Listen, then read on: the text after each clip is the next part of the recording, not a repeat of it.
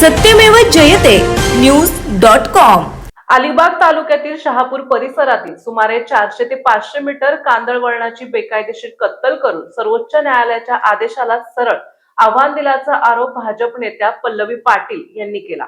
तालुक्यात सिनार मास प्रकल्पासाठी रस्ता तयार करण्याच्या नावाखाली हा विध्वंस उघडपणे करण्यात आल्याचं त्यांनी म्हटलं आहे। या प्रकरणी जिल्हाधिकारी किसन जावळे यांना तत्काळ कारवाईची मागणी करणारे निवेदन सादर केले। त्याचप्रमाणे त्यांनी जिल्हा पोलीस अधीक्षक आचल दलाल यांना देखील निवेदन दिले आहे।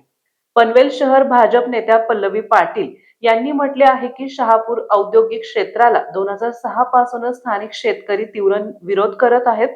त्या काळात रिलायन्स आणि टाटा पॉवरचे प्रकल्पही लोकविरोधांमुळे थांबले होते, तरीही स्थानिकांची मतं, आक्षेप आणि विश्वास पूर्णपणे बाजूला सारून MIDC सिनार मास हा नवा प्रकल्प रेटत आहे। यासाठी आवश्यक रस्ता तयार करण्याच्या कामात कायदा, शासन निर्देश आणि पर्यावरणीय नियमांकडे संपूर्ण दुर्लक्ष करून मोठ्या प्रमाणात कांदळ वळणाची कत्तल करण्यात आली। सदरची घटना 15 नोव्हेंबर 2025 रोजी घडली आहे। सर्वे नंबर 596 अ मध्ये झालेला हा विध्वंस स्थानिकांच्या निदर्शनास आल्यानंतर शेतकऱ्यांनी पोलिसांकडे धाव घेतली। मात्र पोयनाड पोलीस ठाण्याने लेखी तक्रार घेण्यास नकार दिल्याचा, तसेच वन विभागाकडे देखील तक्रार दाखल करूनही अद्यापही त्याच्यावर कोणतीही कारवाई करण्यात आली नाही, असा गंभीर आरोप निवेदनात करण्यात आला आहे।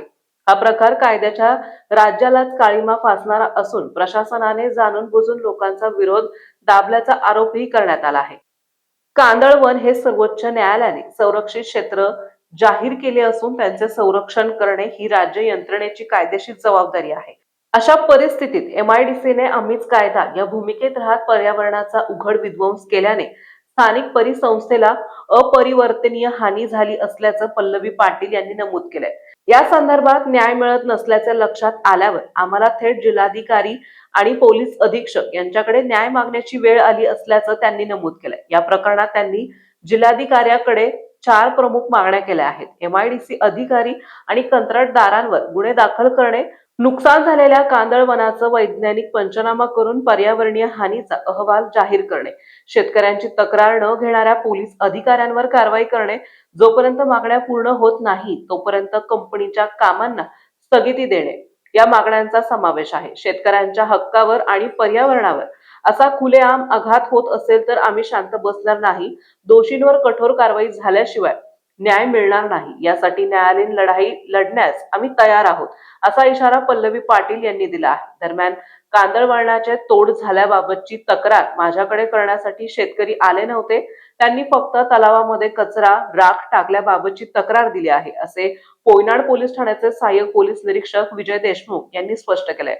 आम्ही जनतेच्या सेवेसाठी इथे बसलेलो आहोत, त्यांची तक्रार घेणे हे आमचे कामच आहे, असे त्यांनी सांगितले आहे। नमस्कार, माझं नाव पल्लवी पाटील, मी धाकटे शहापूरची रहिवासी आहे। आज MIDC मार्फत सिनारमस कंपनीचा धेरण शहापूर औद्योगिक पोहोच रस्ता जो चालू आहे, त्या पोहोच रस्त्यामध्ये कांदळवन विभागाचे काही झाडं आहेत ती बेकायदेशीररित्या कत्तल चालू आहे। आम्ही वन विभागाकडे तक्रार केली असता त्यांनी आजपर्यंत कोणत्याही प्रकारची कारवाई केली नाही। पोलीस स्टेशनला आम्ही तक्रार देण्यासाठी गेलो असता आमची तक्रार घेतली नाही। त्यामुळे मी आज जिल्हाधिकारी तसेच SP मॅडमकडे आज निवेदन पत्र आम्ही सादर केलं आणि शेतकरी तसंच पर्यावरणावर जर घात होत असेल तर तो मी कोणत्याही प्रकारे सहन करणार नाही। आम्ही ग्रामस्थ, धाकटे शहापूर ग्रामस्थ तसेच मोठे शहापूर आणि धेरण ग्रामस्थ अशा या गोष्टींना बळी पडणार नाहीत आणि न्यायालयात जायला सुद्धा मागे पुढे बघणार नाहीत। तरी आम्हाला लवकरात लवकर न्याय मिळावा ही नम्र विनंती। सत्यमेव जयते न्यूज.com।